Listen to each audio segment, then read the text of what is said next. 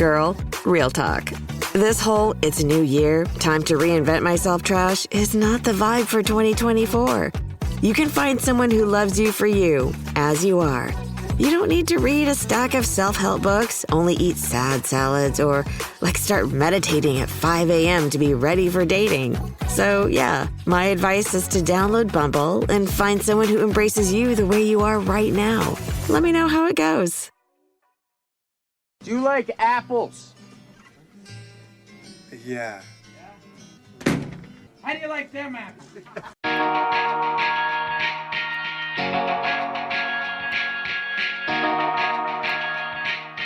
Hey everybody, and welcome to another episode of the Underrated Podcast. This is a podcast where we discuss films that are underrated, underappreciated, and ones that have slipped under the radar and passed most people by. As always, I'm Ariel, and I'm joined by Alan and Derek. Hey. Hey, what's up? And today we continue with our second episode in the three-part series called the Unsung Series, which we discuss underrated movie series. So with this one, it is going to be Alan's choice. And I will hand the microphone over to him so that he could talk about our second movie series. Hey, everybody. So we're going to dive right in. I do want to preface a couple of things. My picks, I'm only focusing on the first two films.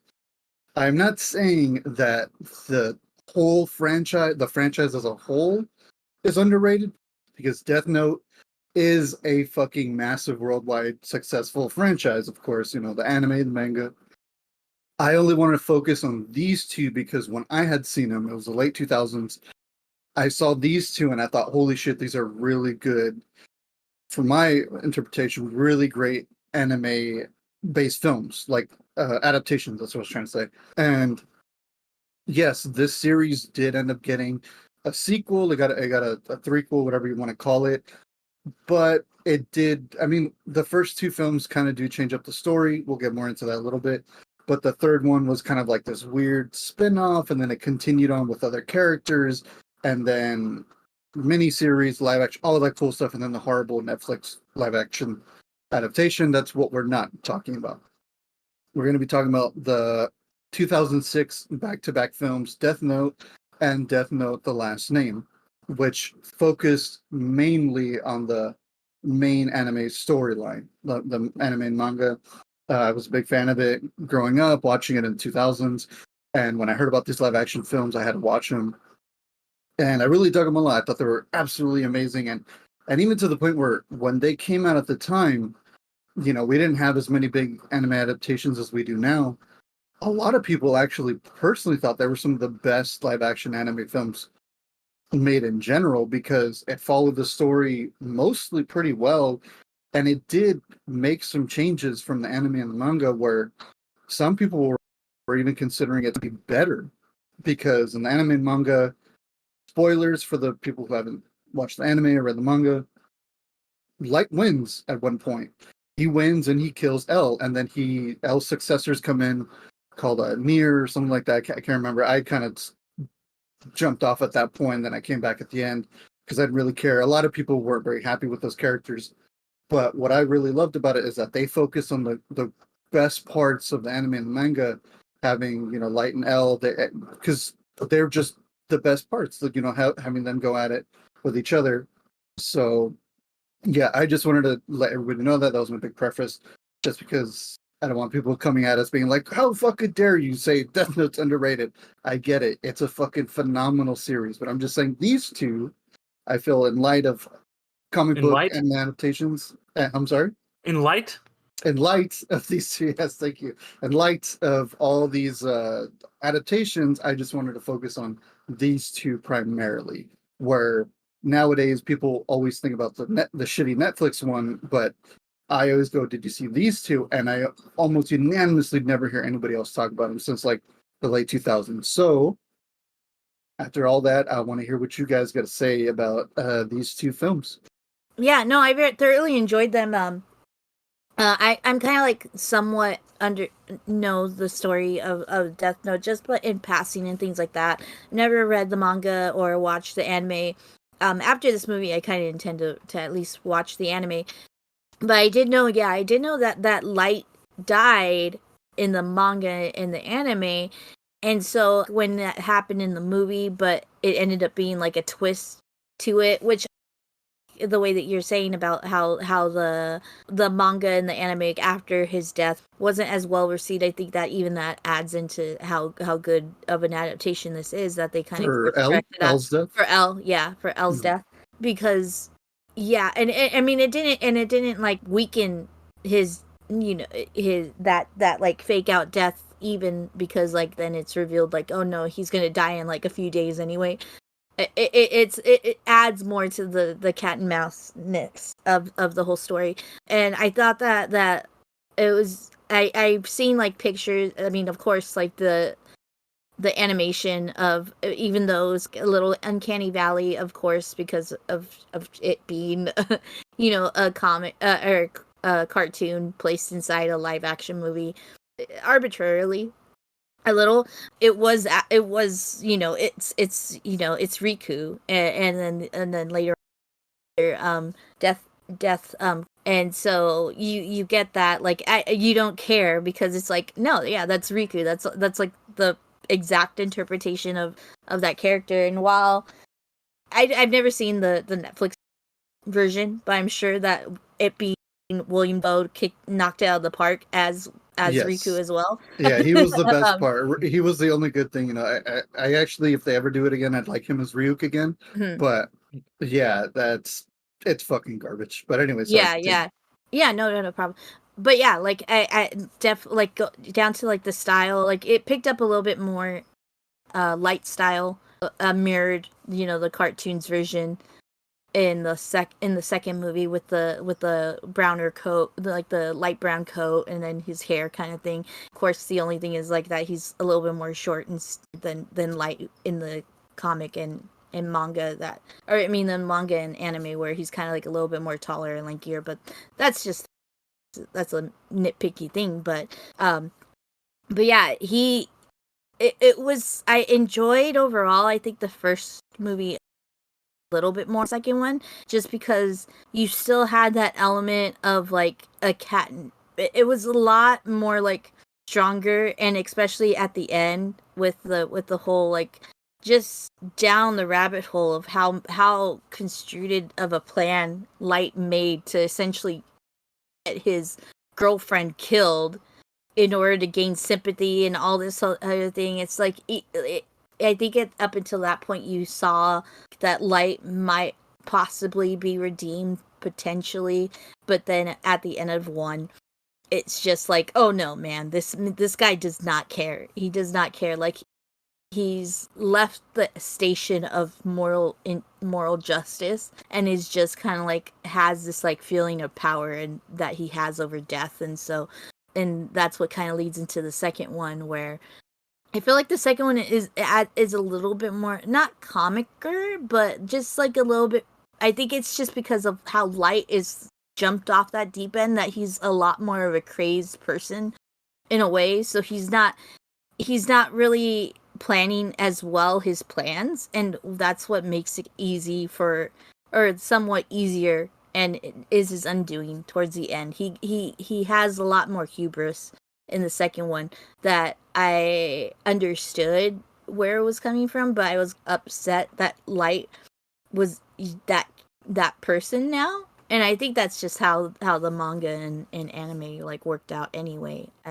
I mean, you could give a little bit more insight to that, Alan.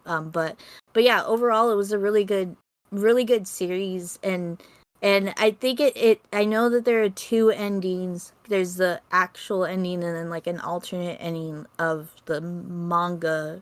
I don't know if they did it for the anime, the manga itself. But I think that they stuck with the original or the classic ending or the canon ending of the manga anime, where you know, Riku writes his name in the Death Note instead of I think it's Ryuk. Is that right? Ryuk. Yeah. Ryuk. Yeah. Okay, thank you. Yeah. Ryuk writes Light's name in the Death Note, and then he is ultimately like dies. Whereas there's like an alternate version where Ryuk doesn't do anything, and he like essentially leaves him to deal with the consequences of his actions and stuff. It's been so long since I've seen it. I I could have sworn the ending was the same because he was gonna get caught I think in it this is the same. warehouse. Yeah, Yeah, it's there's the just same. like He's gonna an get caught in a alternate ending. warehouse instead, and Mhm. then he's getting chased down by the cops, and then I think he asked for Ryuk. Yeah, he's like, "Oh, can you save me or whatever?" And then Ryuk's like, "I don't give a fuck. I told you I was gonna kill you." But anyways, Derek, I kind of saw a spoiler of how you felt about it on Letterboxd, Yeah. so I'd like to hear what you think. I hate to, this whole point of this show is to find underrated gems and to find things about movies that people might not like or love. So with that respect, I want to start off by saying that, I really respect that this movie was like, hey, we've got this huge just manga. How are we going to adapt it into a film? And they did the same thing that Dune and a lot of current films are doing, where they're like, we're just going to split it into two parts.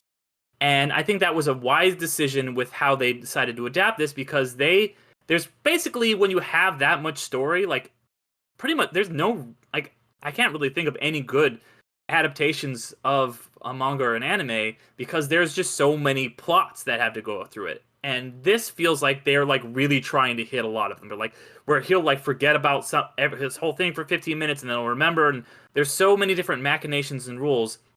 Well, I think like splitting it up into two parts was a very smart decision, and it gave it a lot of time to breathe. I do criticize some of those movies sometimes because they feel like, hey, they just stop at a certain point. There's no real end point.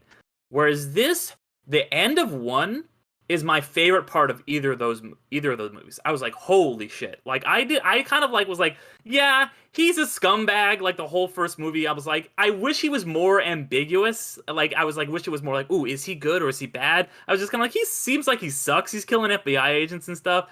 And there's, another way you could do that, which is you could make him less shitty, and you could try to condense everything down to one film, and you could try to cut most of it out by getting rid of a lot of the lore, which is what the American Netflix movie did. And I did watch that just to compare, and I think that is really bad for the opposite reasons. Like that movie just feels rushed, and there's not enough stuff in it. I would say, other than the acting, there's nothing to really like about the Netflix one. I will say that the cast in that one, even beyond Willem Dafoe, is really good. Lakeith Stanfield's really good as hell. Margaret Qualley, and then Shea Wiggum is just always great as like an angry cop.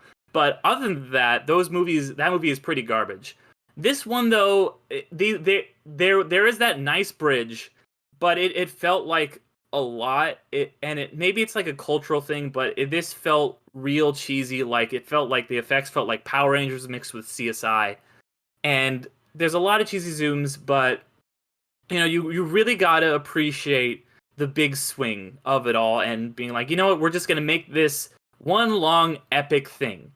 And might not have worked for me personally, but sounds like a lot of the anime fans appreciate it. And I think at the end of the day, that's why someone like you, Alan, might like it a lot more than me, because even Ariel, you had a lot more experience or knowledge about this. Like I had basically zero knowledge. My knowledge was that there is a death note, and if you write somebody's name, they die. That's all I knew going in.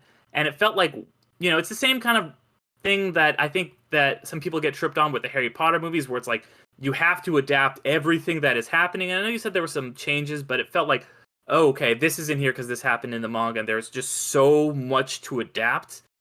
So the fact that it is essentially like a 5-hour block was probably the best way to go about it. And then I do want to say one other positive thing about it too, which kind of was something that caught me very off guard. So this movie came out in 2006. One of my favorite albums ever also came out in 2006, which was Stadium Arcadium by the Red Hot Chili Peppers. Oh my god, dude! And they used it for both. Yeah, they used the Danny openings, right? California for the first one, and then Heyo, Snow Heyo. Yeah. Which I fucking absolutely agree, Derek. Stadium Arcadium is one of the best fucking albums of all time. Like it's fucking amazing. I mean, they did exactly what they said. I know I'm gonna track off a little bit, but I really appreciate that they used those songs. Mhm. I think it was just great use of them, because they're just like, I think they're just trying to pull in everyone at some point for some fucking reason. And I think at the end of the first one with the big reveal that, oh no, Light's a fucking scumbag. He did everything. And then they play Danny California. I think Yeah. that's supposed to calm you down and be like, oh, It's okay. so I weird guess. because I rented the DVD from the library because it's like not streaming anywhere. And Yeah. so like I pop in the DVD and I just hear "Get 'em out in the state of Mississippi." I'm like, what is happening right now? And then I It's out watch of the nowhere. movie, and 2.5 hours later I forget about it, and then it's just like bow bow bow, and I'm like, oh right, okay, that's why that was on the DVD menu. Cool. That's the first single from Stadium Arcadium. Yeah. Then the next day I go to sleep. And by the way, the DVD that I had for this was very weird. Like it was like a whole pack of all the Death Note DVDs, including all the bad ones you were talking about, Alan. But like 1 and 2 were just on one DVD. So I watched the first one, stopped it, went to sleep, came back the next morning, started watching the second one. So I just finished the Danny California credits, and then just the next one just started right away. It was like all one long movie. And then I watched that movie, and then of course the second single from Stadium Arcadium was Snow, and so just hey, so I was just like perfect, amazing. It was like it's the same way I felt about like the Twilight movies. I don't love those movies, but holy shit, when like when Muse would come on in the credits or whatever, I'd be like, all right, cool, this is a good way to send me out. I'm all on board again. But yeah, I do agree with some of the stuff you're saying. I mean, even when I saw it, but I think I saw it in 2009 because like I have the DVDs. I couldn't. They're somewhere in my parents' house. Couldn't find them, so I had to rent them. But like, I had to buy the movies at a like a I don't know, anime store still a thing. I don't even know.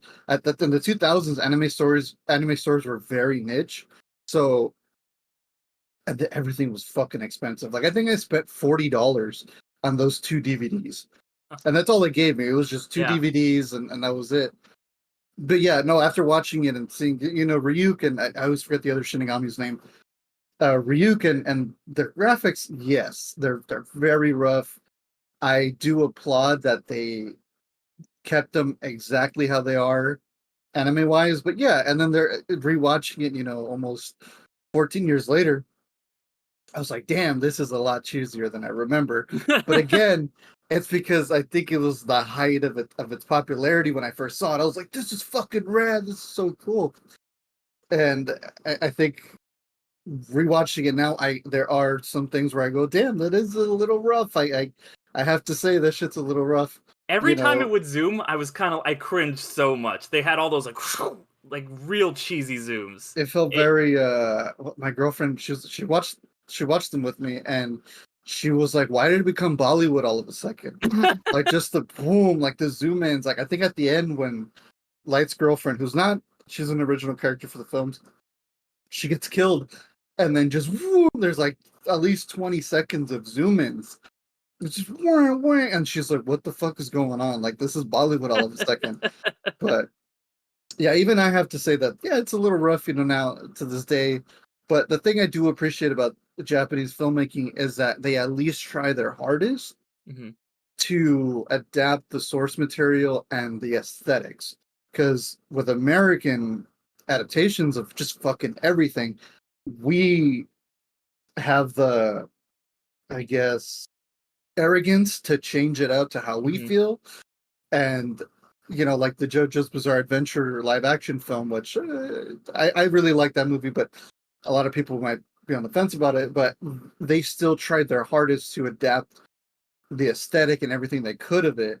And I think even Full Metal, Rurouni Kenshin, I haven't seen those films, but from the looks of it, they look fantastic. They look like they try and at least be like, hey, this is what you're familiar with. Yeah, I hear Kenshin is very good. I still need to see it. I need to see it. I was a huge fan of the anime growing up. Yeah, same. Just watch the anime, if anything. It's phenomenal. Yeah. But yeah, but yeah, I appreciate that. Even though sometimes, yeah, it looks a little funky because they do look kind of cartoony at times, especially in the day scenes. You're like, wolf, like Light's walking with Ryuk and he throws the apple, and just Ryuk kind of has this very like PS2 graphics, kind of like he froze for a second, and I was like, oh man, it looks cool, but yeah. But anyway, sorry, kind of cut you off. What were we gonna say?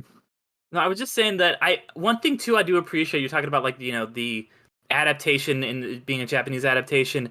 Really, I did really want to watch the American Death Note to kind of be like, all right, well, what else could this have been?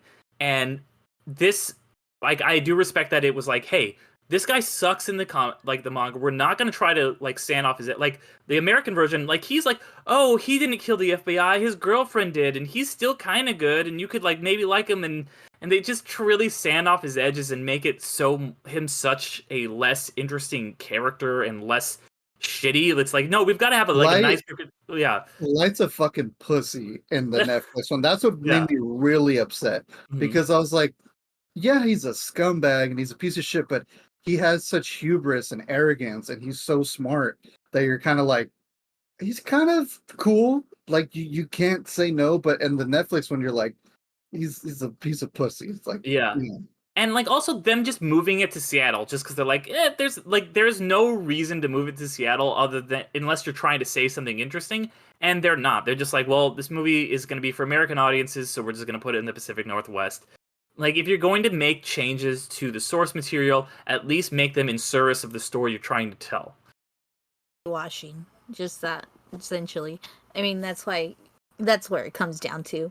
I mean, that's why like One Piece is a little the another Netflix adaptation of One Piece looks a little bit more promising because there are ethnic groups and it's not really whitewashed. Those characters are kind of like those kind of ethnic groups ambiguously in the manga and the anime. So like, okay, like yeah, like Luffy could be like a Mexican and Senji is Japanese, so he is Japanese and all this other things kind of. But yeah, that's why it was in Seattle. Yeah, the one good thing that they did was casting Lakeith Stanfield as L. I think that was the only because that's the only part that isn't whitewashed. I mean, like he's not a Japanese character, but still like Lakeith Stanfield's so good. That's the only credit I can really give to the American version. But yeah, I guess being like for me, I thought it was kind of like an underrated. It's kind of funny because when I was thinking about them, I knew about the third film, L Change the World, which I heard had absolutely horrendous reviews. It was just trying to milk, the cow, because I'm assuming it did really, really well in Japan because they released it right at its height.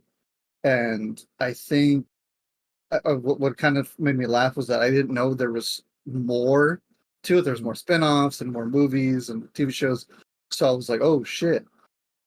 So that's why I was kind of like, damn, I don't know how to do this without I was like, I'm gonna specifically focus on the main story for these because ultimately that's what it is. I know that there's some new series that have like new characters and like a new Shinigamis or some shit like that. But I guess in respect of it, what do you guys think of anime adaptations? Kind of maybe what other anime adaptations do you guys feel that you've maybe seen could qualify as like could be an underrated franchise?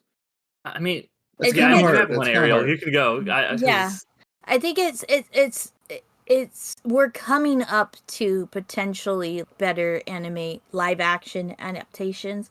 Like in my opinion, I haven't really watched the anime and stuff like that, but I know the story and stuff like that. And like One Piece looks like it's gonna be fun. I haven't watched Cowboy Bebop just because I'm like I've heard bad things and like it has become like one of my favorite animes. That one. I'm hopeful for it. One of the best manga because I don't think it was ever adapted into anime, but one that I turned you on to, Alan, of that I think is like not just one of the best adaptations, but like one of the best like series to come out internationally, at least on Netflix is Alice in Borderlands is like such a masterpiece of a story, and they seemingly adapted it like essentially word for word almost from the manga itself, and even like the ending is slightly changed, but it's like the way that I heard the original ending, I'm like, okay, that's actually like a lot better, and not a lot better, but it's a really good adaptation of it.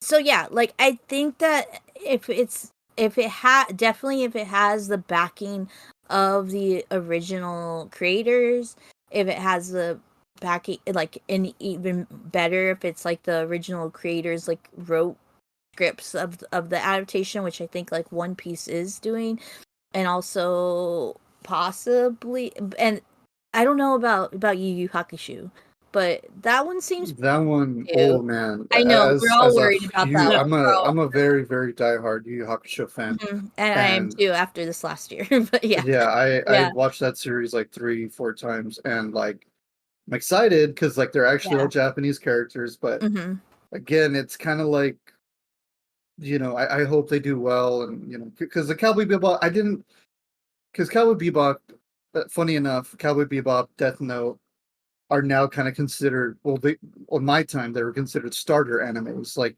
Rurouni Kenshin, Gundam Wing, all that stuff. There were starter animes. There were animes you got into, and then a little over time, Full Metal Alchemist became one as well. Where if you wanted to get people into it, you'd watch those. You're like Death Note, Full Metal, Rurouni Kenshin, etc. So it's one of those things where like Cowboy Bebop as well. Cowboy Bebop is just legendary. It's always like a 10 out of 10 nonstop. I feel like the adaptation just I enjoyed it for the most part, but I had to remind myself that it's it doesn't have the same flow, it doesn't have the same tone. It's kind of just like Deadpool meets Cowboy Bebop. But anyways, besides the point.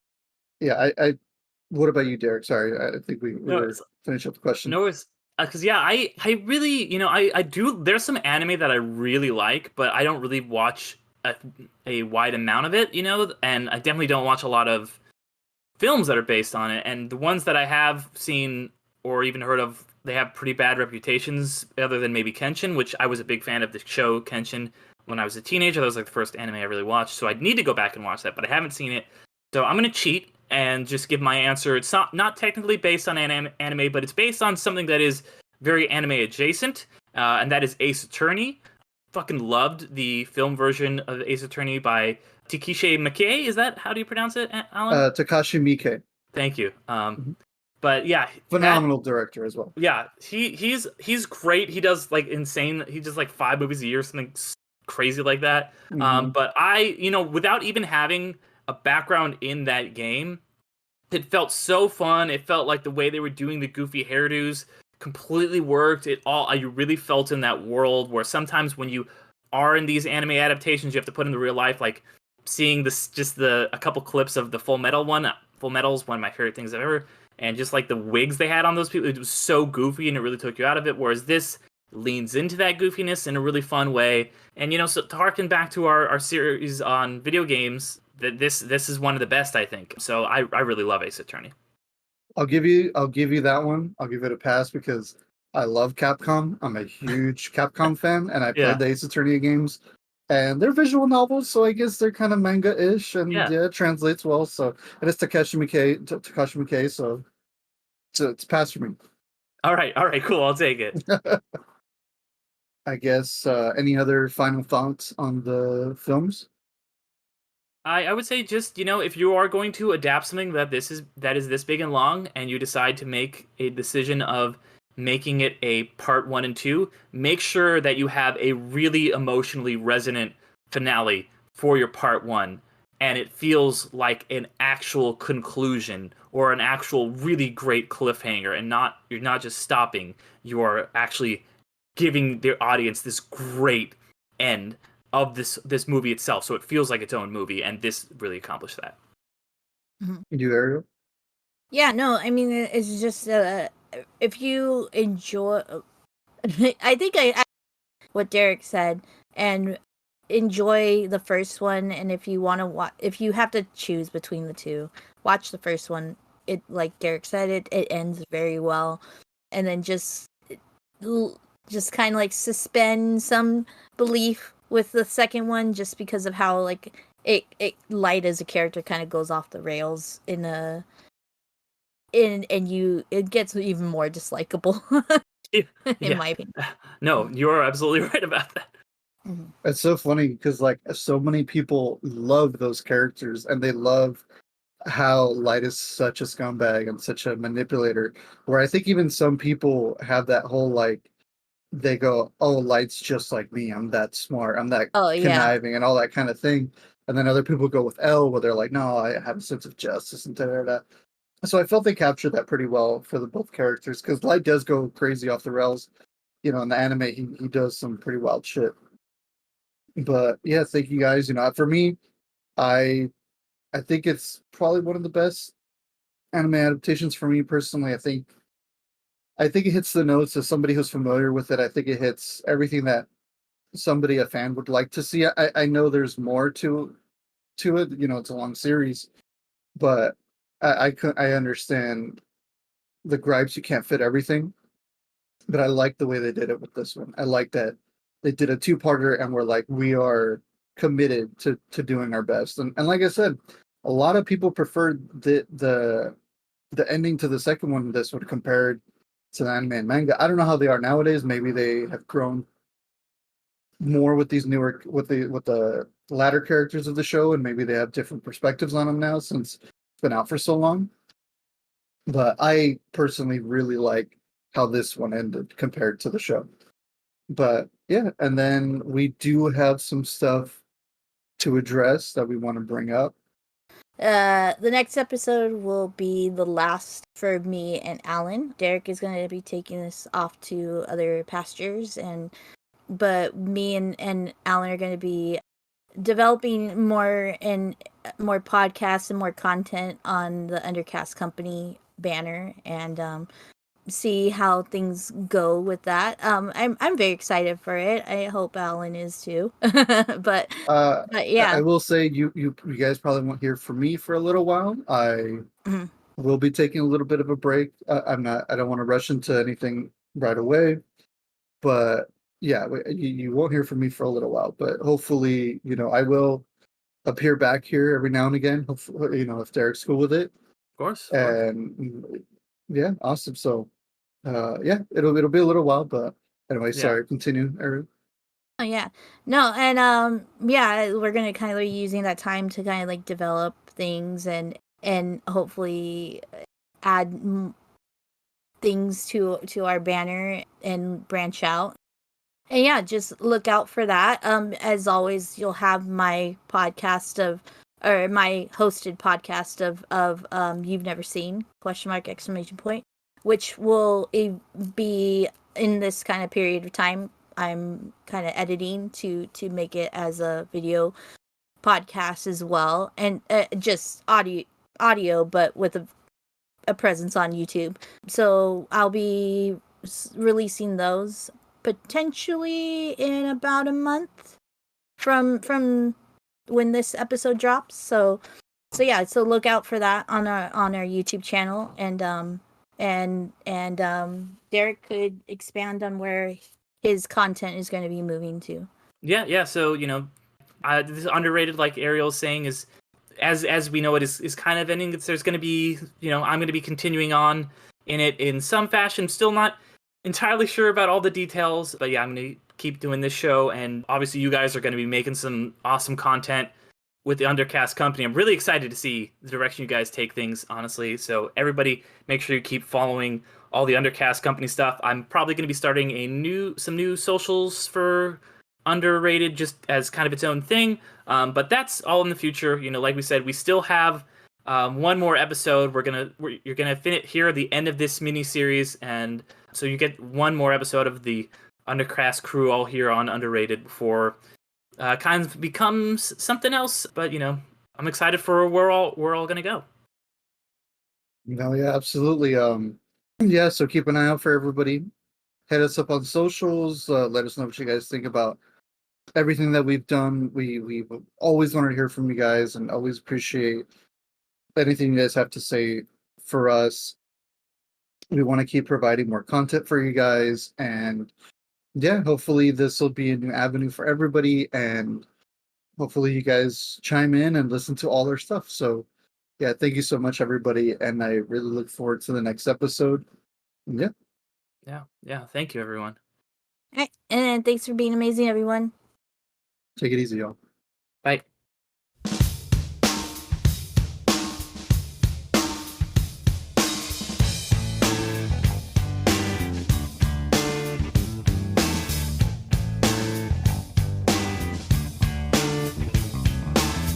Getting born in the state of Mississippi. Papa was a copper and the mama was a hippie. In Alabama, she was swinging a hammer. Price you gotta pay when you break the panorama. She never knew that there was any